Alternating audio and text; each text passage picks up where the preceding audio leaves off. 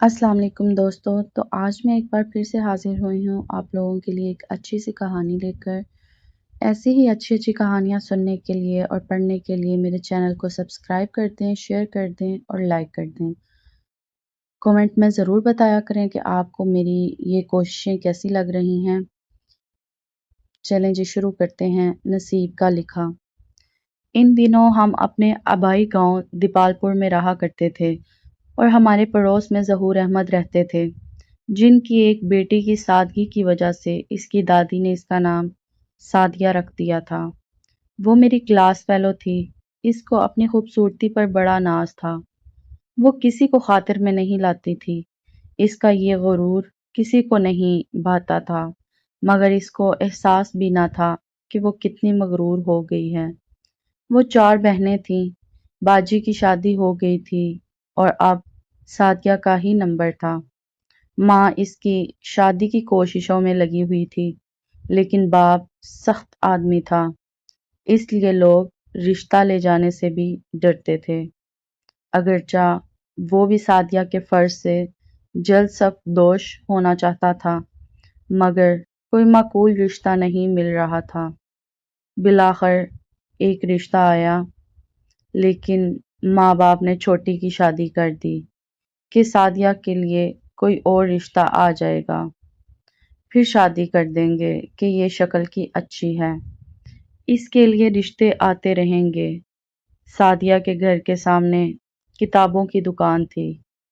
ان کے مکان کے آگے بھی دکانیں تھیں۔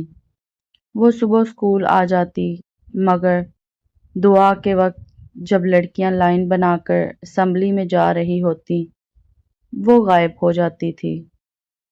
ایک دو بار میں نے پوچھا بھی کہ تم تو ہمارے ساتھ اسکول آئی تھی، پھر کہاں غائب ہو گئی؟ تب اس نے بہانہ بنا دیا، اس کی دوست آنسا تھی، وہ ہماری بھی دوست تھی۔ اس نے ہمیں بتایا کہ یہ ایک لڑکے سے پیار کرنے لگی ہے اور اس کے پیچھے جاتی ہے۔ اس کا نام احسان تھا۔ وہ ہمارے گھر کے سامنے رہتا تھا۔ ایک دن میں نے سعدیہ سے اس بارے میں پوچھ لیا تو وہ انجان بننے لگی۔ میں نے اس کو سمجھایا کہ ایسا نہ ہو کہ تم بدنام ہو جاؤ، تم اسکول مت جایا کرو۔ اس پر وہ کہنے لگی، تم کو غلط فہمی ہوئی ہے، میں کسی احسان کو نہیں جانتی، اسکول سے جانا میرا ذاتی معاملہ ہے۔ اس جواب کے بعد بات کرنے کی گنجائش نہیں رہتی تھی، لہٰذا میں خاموش ہو گئی۔ ٹیسٹ شروع ہو گئے تو میں پڑھائی میں مصروف ہو گئی، کیونکہ اس کے سالانہ امتحانات بھی ہونے والے تھے۔ ٹیسٹ ختم ہوئے تو ہمیں کچھ دن کے لیے فری کر دیا گیا تاکہ سالانہ امتحان کی تیاری کر سکیں۔ کچھ لڑکیاں اسکول آ جاتی تھیں اور کچھ گھر پر تیاری کر رہی تھیں۔ کسی کو کسی کا پتہ نہ تھا۔ جب ایڈمٹ کارڈز آئے تو ہم سب لڑکیاں اسکول آئیں، مگر سعدیہ نہیں آئی۔ آنسا اس کے گھر کے سامنے ہی رہتی تھی۔ میں نے اس سے پوچھا کہ سعدیہ رول نمبر لینے نہیں آئی، کیا امتحان نہیں دے گی؟ وہ بولی، تمہیں کچھ پتہ ہے کہ اس کے ساتھ کیا ہوا ہے؟ وہ تو اس شہر میں ہی نہیں ہے۔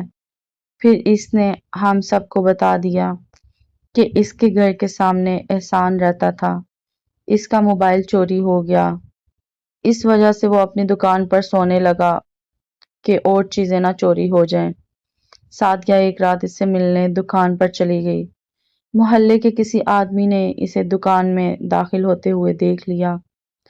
یہ رات کے 12 بجے کا وقت تھا۔ اس بدخواہ شخص نے جلدی سے دکان کا دروازہ باہر سے بند کر دیا اور سب محلے والوں کو جمع کر کے تالا کھول کر دکھایا کہ دیکھو دونوں لڑکی اور لڑکا اندر ہیں، آؤ انہیں پکڑ لو۔ کچھ لوگوں نے کہا کہ ان کو پولیس کے حوالے کر دینا چاہیے، مگر کچھ لوگ ان دونوں کے گھرانوں کو اچھی طرح جانتے تھے، لہٰذا انہوں نے بات پولیس تک نہ جانے دی کہ بدنام کرنے سے کیا فائدہ، یہ برے ہیں تو کیا ہوا، شریفوں کی اولاد ہیں۔ ان بیچاروں کو رسوا کرنے سے بات بہت بڑھ جائے گی۔ لوگ سعدیہ کے باپ کو بلا لائے۔ وہ بیچارہ تو شرم کے مارے منہ نہ اٹھا سکتا تھا۔ ہجوم کے درمیان سے جب وہ اپنی بیٹی کو لے کر گیا تو اس کی بری حالت تھی۔ اس کی عزت دو کوڑی کی نہ رہی تھی۔ وہ محلے میں کسی کو منہ دکھانے کے قابل نہ رہا تھا۔ مجمع میں زیادہ تر تماش بین تھے، مگر کچھ لوگ درد مند دل بھی رکھتے تھے۔ وہ لڑکی کے باپ کے ساتھ گھر تک آئے اور جب باپ نے لڑکی کو مارنے کی کوشش کی تو انہوں نے درمیان میں پڑ کر بیچ بچاؤ کرا دیا۔ انہوں نے باپ کو صلاح دی کہ اب لڑکی کو گھر مت رکھو، لہٰذا سعدیہ کو اس کے نانا کے گھر بھیج دیا گیا۔ ہم نے میٹرک کے پیپرز دیے تو سکون ملا۔ ایک دن میں اور امی پڑوسن کے گھر گئے تو پتہ چلا کہ سعدیہ اپنے نانا کے گھر سے بھی چلی گئی تھی اور اب وہاں کے دارالامان میں ہے۔ دارالامان والوں نے اس کے والدین سے رابطہ کیا، مگر گھر والوں نے کہہ دیا کہ اس کو اپنے پاس رکھیں، ہمارا اس لڑکی سے اب کوئی واسطہ نہیں ہے۔ سعدیہ دارالامان میں خدا جانے کس حال میں تھی۔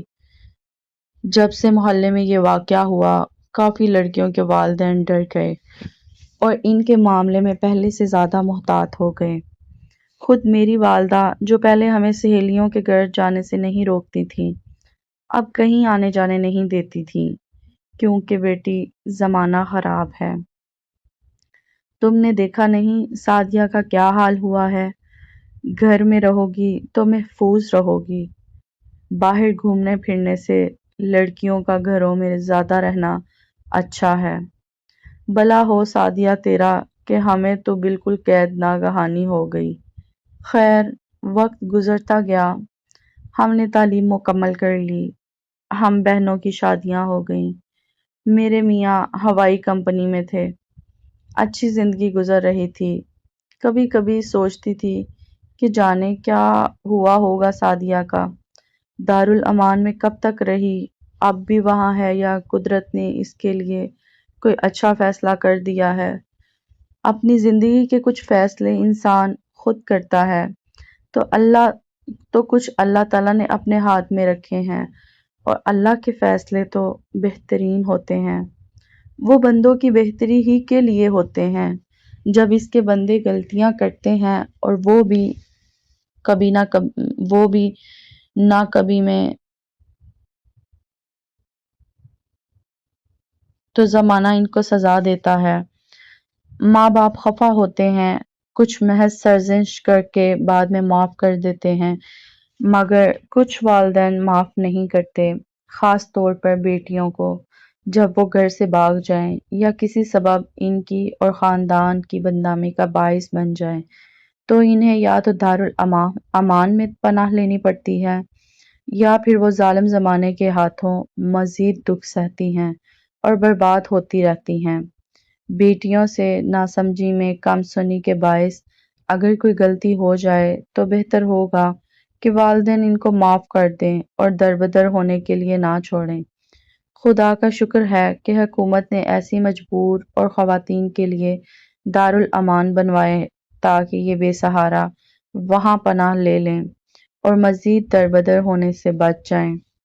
ریٹائرمنٹ کے بعد میرے شوہر نے فیصلہ کیا کہ ہم بیرون ملک چلے جائیں تاکہ وہاں اپنے بچوں کو جدید خطوط پر اعلیٰ تعلیم دلوا سکیں۔ انہوں نے اپنی جائیداد بیچی، تمام جمع پونجی اکٹھی کی اور ہم کینیڈا آ گئے۔ یہاں کی شہریت لیے ہمیں 2 برس ہوئے تھے کہ ایک روز شاپنگ مال میں میری ملاقات اچانک سعدیہ سے ہو گئی۔ وہ پہلے سے زیادہ سیدھی سادی نظر آ رہی تھی، اس نے میک اپ بھی نہیں کیا ہوا تھا۔